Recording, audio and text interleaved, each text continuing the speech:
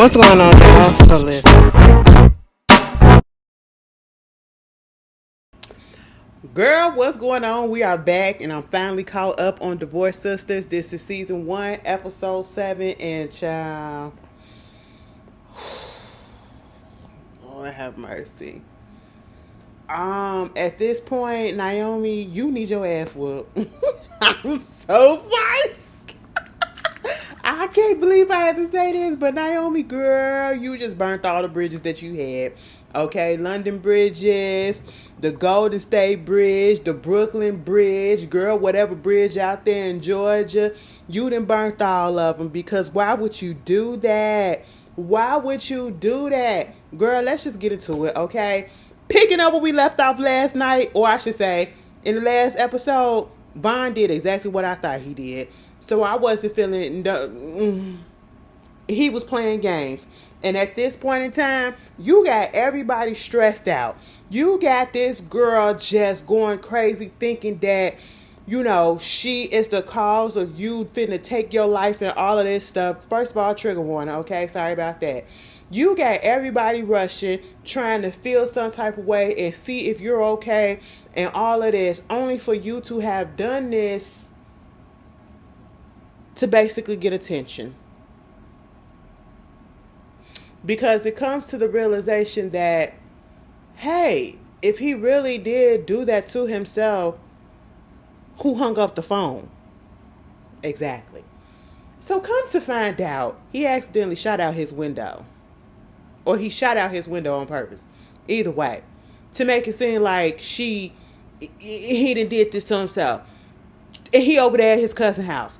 Now, Bridget, girl, after all of this, and you want to say that you're not going to go back to that man, and you see that he doing this so that Calvin can drop the charges and all that stuff, Calvin, you better not drop those charges. You better amp them up. And then, Bridget, you better get a restraining order, okay? You need to get an order of protection, because if somebody is crazy enough to do some stuff like this and to play with your emotions, this is not the time to take nobody back, okay? Absolutely not. But see, they was clocking her. They was clocking her. At least Naomi was. But the peoples was clocking her, saying that, yeah, girl, you gonna wind up being back with that man, that little boy, because that's really what it is. And they keep on calling him a little boy, maybe because that's how he acted, but he just turned 30.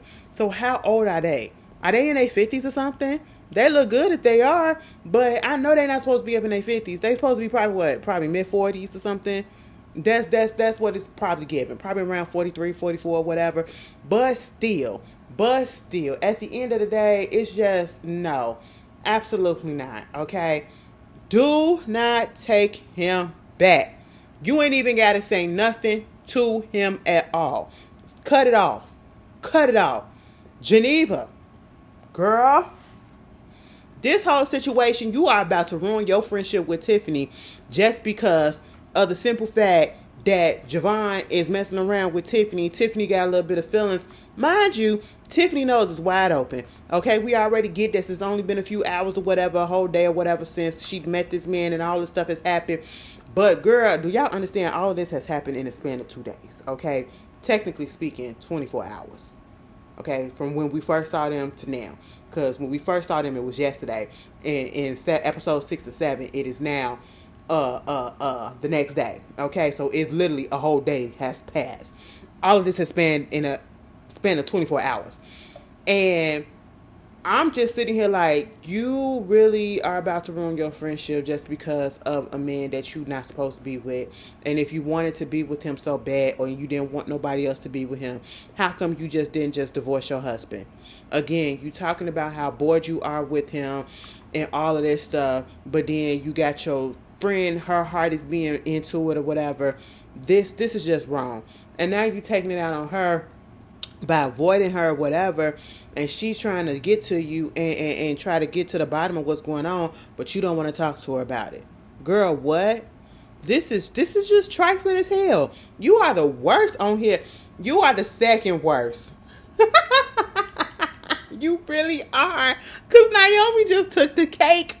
Naomi took the cake, but we ain't finna get there yet. Because let's get to this whole situation. Truth be told, the episodes go a little the pacing is better. I actually like it because it don't feel like it's really on that long, and it feel like I just turned it on and now what's going on. But this scene where, oh, okay, hey, how you doing? Fireworks, you know. This scene where Jefferson, Pastor Jeff, still went down there to go talk to see about what's her face, Tiffany, not Tiffany, but Lindsay in the hospital, and see Franklin and all that. Baby, let me tell you something, Pastor Jeff, you tried it. You tried it a little bit. I'm gonna give you E for effort slightly, but I feel like you really should have did more. You really should have did more because again, it's giving. Sometimes we got to put that. I hate to say it like this. You got to step from behind that Bible, and sometimes we got to get a little evil. We got to get a little devilish. We got to get down to the grass too, okay? Because you just gonna let this man say the shit that he said about your wife again? I know you got a little bit of biblical, and then you threw a little cuss word up in there too after you told him don't cuss and say them words.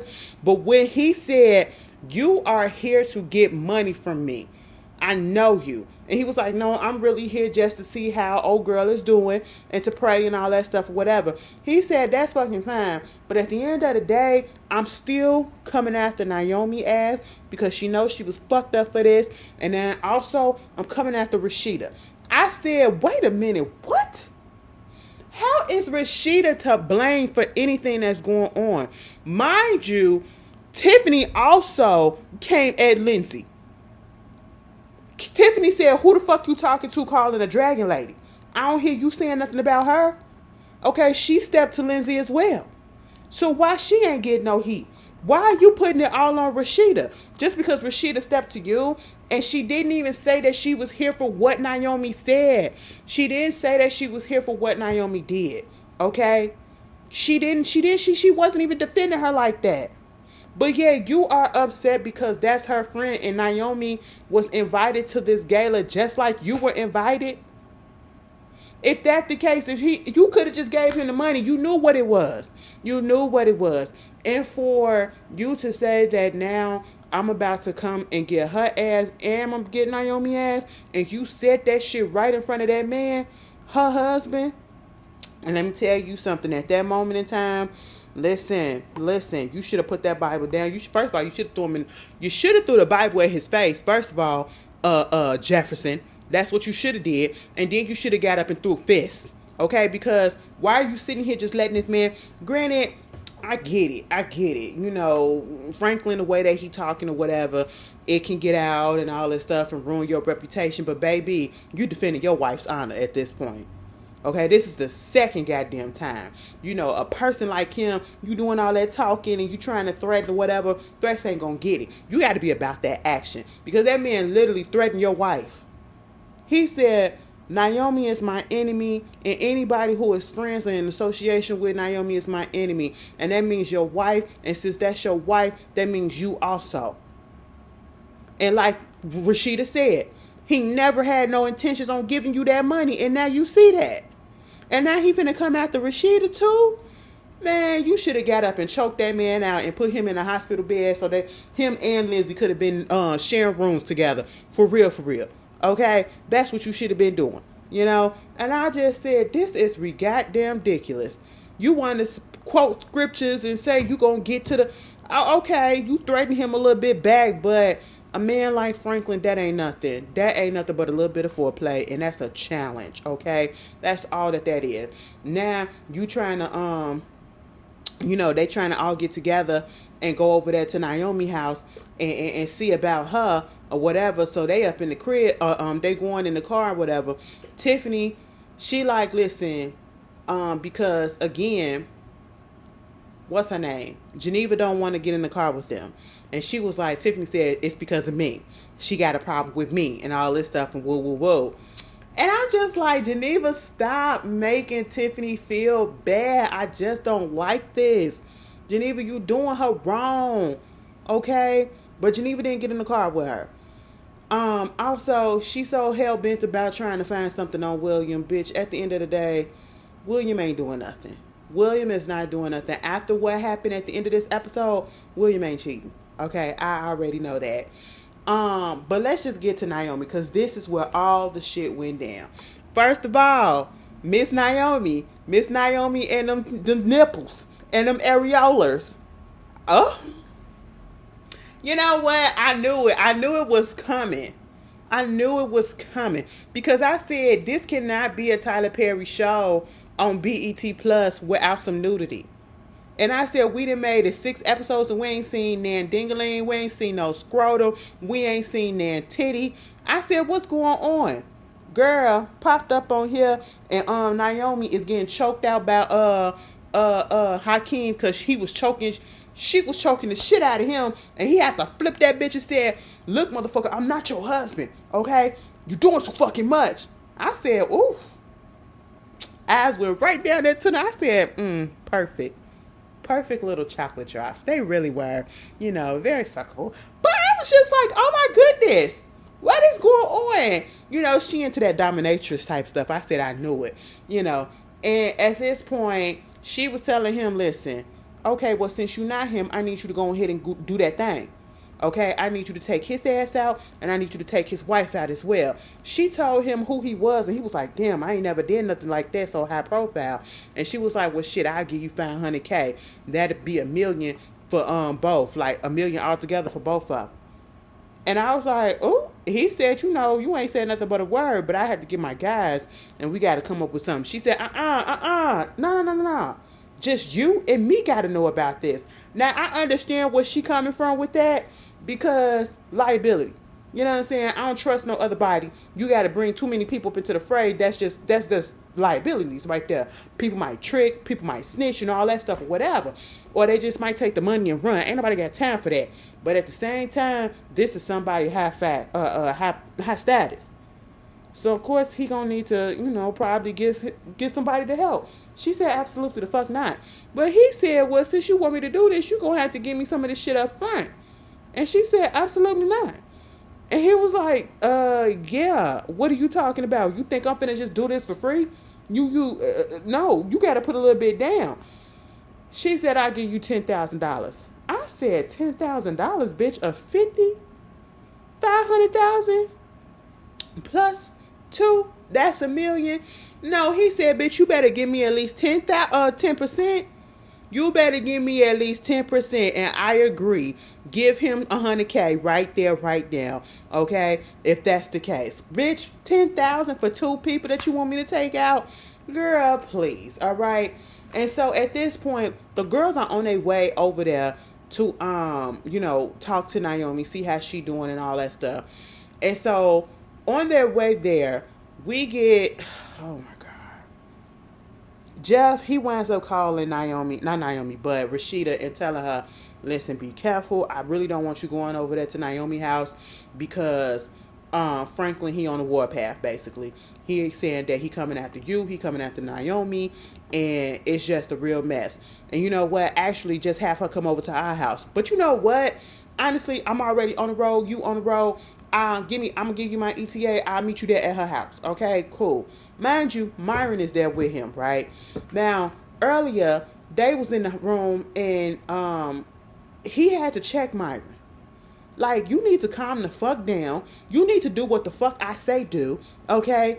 And I don't need you talking to my wife, because Myron wanted to talk to, First Lady, and to say, basically, I apologize for what happened, but I really thought that I was talking on the phone to my wife, and that's just what it was. But Pastor didn't want him saying nothing to the wife. And I was like, Now, at that moment, I said, well, maybe this really was an accident. Maybe it really was an accident. But then in the back of my mind, I'm sitting here like, Myron's still doing too much. So maybe this is Myron having an infatuation with the pastor, and he's not really engaging in it. It could be that, right? We get to Naomi's house. They finally get inside, and they trying to see what's up. Mind you, Geneva, she went over there, and she saw her first. Hakeem coming down there with his dingling just out. And he was like, damn, you fine. You know what? I don't like having clothes on or whatever. I just like to walk around naked. Sitting his bare ass on her goddamn sofa. Okay, eating her food. Tiffany can't. Naomi come down there back in her little domination outfit that she had on when he first came in there, and she was like, "I told you to get your ass up out of here, okay? Go get your clothes on, get the fuck up out of here, bitch." And so Geneva has to get Naomi together and be like, bitch, because she went back upstairs and she was just sitting up in the bed. She had all the toys out and everything. She was like, bitch, you into this shit? Listen, I know you going through some stuff. I know you hurting, but you got to stop this self-destruction that you are doing, okay? Stop it. The girls are coming over. We want to talk to you. We want to be there for you. Get your ass in the shower and come down here and talk to us. And I'm thinking everything was cool, right? Bitch, it was for a second until she actually got down there, and then mostly when she saw Rashida. She got upset in her feelings because Rashida went to the hospital to see Lindsay. Well, technically speaking, she didn't go see Lindsay. She went to the hospital because her husband basically made her go to the hospital. That's what it was. And the fact that she did not understand that and couldn't get that and didn't even realize that 9 out of 10 was the issue.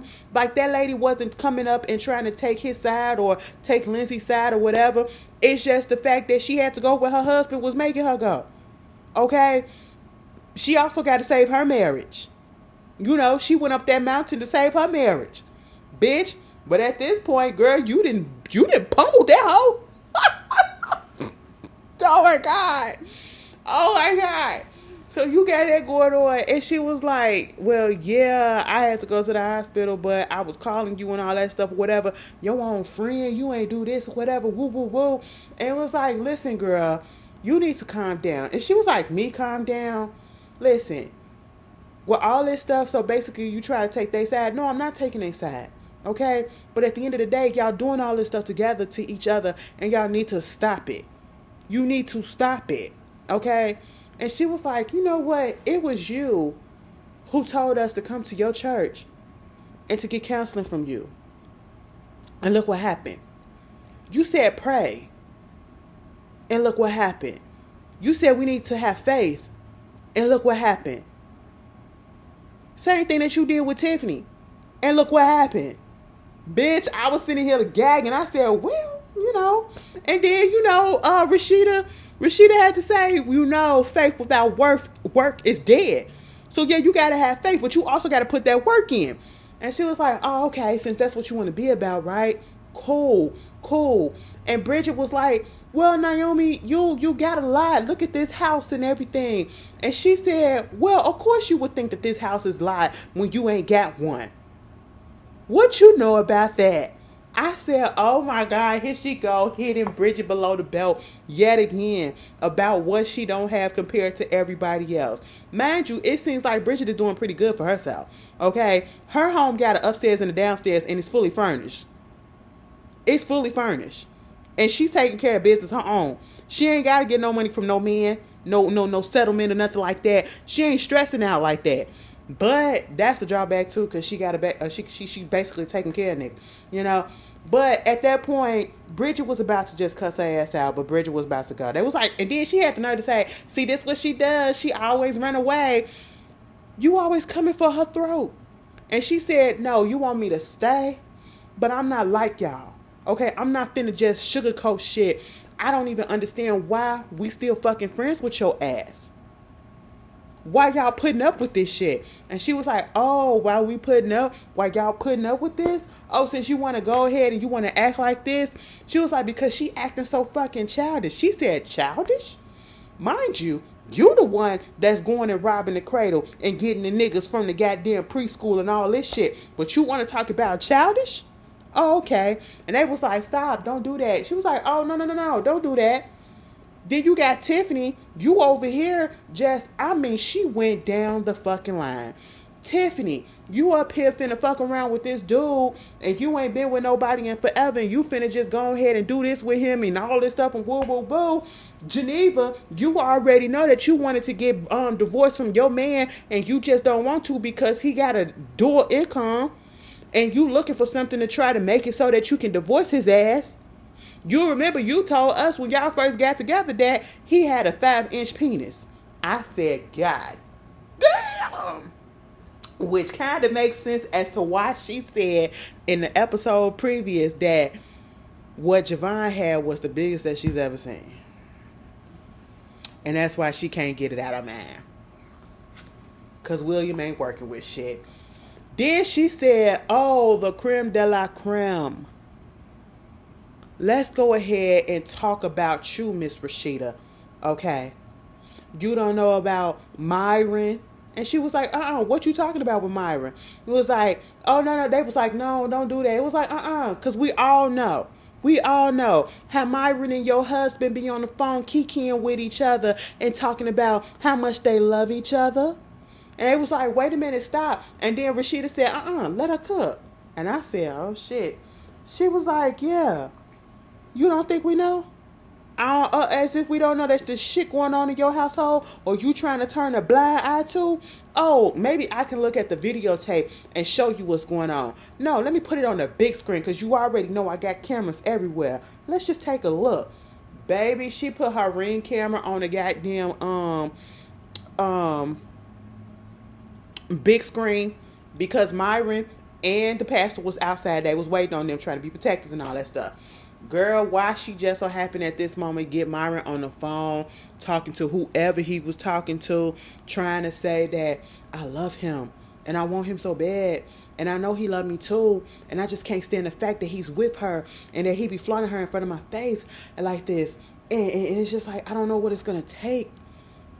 I was just like, oh my God, what? See, I said, bitch, I knew it. I fucking knew it, bitch. Now, see, this don't prove nothing. He was like, and he gets so up. Let me get up off the phone because he gets upset when he don't know who I'm talking to. Now, listen, bitch. Listen. Okay.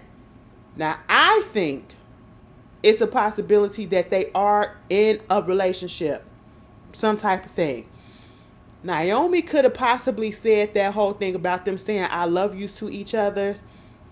That could have been her just trying to be extra, you know. But then, and I say that given the conversation that we heard him say, because he was like, I know he loves me too, and I just get so mad and so jealous, and but then it just gives like that conversation that he was having on the phone. It can either be that they really are doing something, but it also gives that Myron is probably living in a world of delusion, and he thinks that the pastor loves him in that way because he wants him in that way. Not necessarily saying that the pastor actually crossed those lines or even had those same feelings for Myron. Myron is just delusional and he's infatuated and he wants the pastor, but he can't get him. Oh my God, it's giving that, but at the same time, why would you do this to your friends just because you going through it? All because they said you're not the first woman that went through a painful divorce and went through some shit, and you're not going to be this last woman that go through some shit. And that was true. People don't like to hear things, the truth about themselves. And that's why they say truth hurts, right?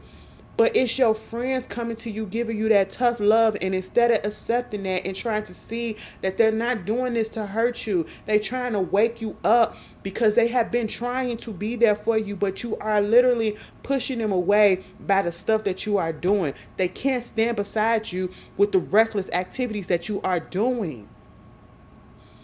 And so instead of taking that and taking the fact that all my friends are here trying to help me in this very moment, you took that as a negative and you decided to burn down all the bridges with your friendships. Let me tell you something, there would be no coming back.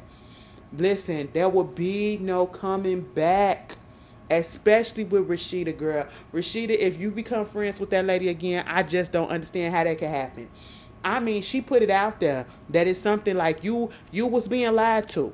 Now, I don't know if you was being lied to 100% by your husband, but you was being lied to, and your intuition and your gut was right when you said something was going on with Myron. And we don't know whether or not he's actually partaking in it, or if it's Myron that just really got it in his mind that he really infatuated and want the pastor for himself, and he thinking something there, and it's really not.